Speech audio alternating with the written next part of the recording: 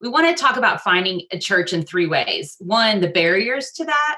Two, the theology of why you're doing it this way, and just the practical ways to do this. So let's talk about barriers first, things that you need to keep in mind when you step out and you're trying to find a church. When you think about this transition, that you've been taught that a major way to do life is by suppressing emotion or physical sensations, and to deny any passing thought or feeling outside of the lens of Christian Science. When you have an emotion or anything that kind of is outside of that umbrella, you try to push it down and act like it's not real. I mean, that's kind of what's been trained. And so it's literally been taught that the way of righteousness is kind of to get less human or almost less honest in a way.